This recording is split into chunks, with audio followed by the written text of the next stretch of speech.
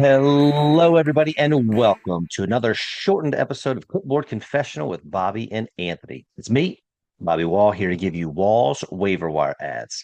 You know we're getting this one in quick, so let's take a look at some guys who can make your team better heading into week 7 of the NFL season. Quarterbacks, 20 points, 15 and a half, 23.5. What does my guy Jackson Dart have to do to get on more teams? He is free in 68% of leagues. He has Denver on the horizon. That's not great. I can't tell you to start him this week.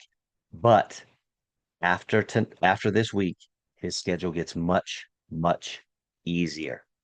Uh, I don't like the matchup for this guy either this week, but Sam Darnold has had over 16 fantasy points 4 straight weeks. His connection with JSN is absurdly good right now. But again, that matchup with Houston this week is not the best.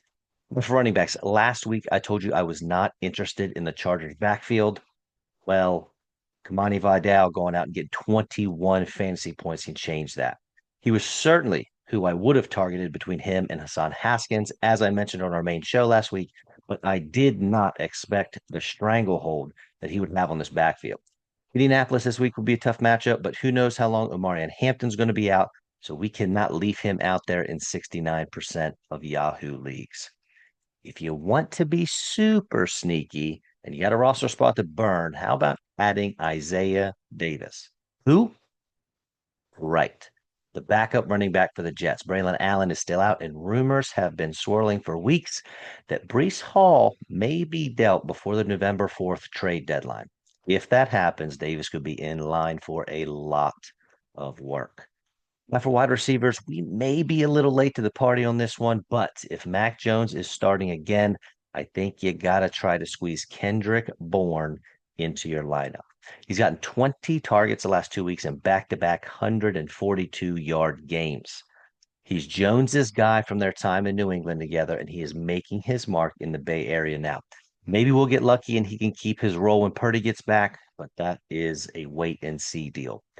Keep an eye on Puka Nakua's injury status. If he is out, Jordan Whittington is owned in exactly 0% of leagues. This is a long shot, but he's run by far the most routes of anyone not named Nakua or Adams on this team. And I'd imagine he would be second fiddle to Adams if Puka misses sometimes or sometime. Tight ends. I've said it before. I'll say it again.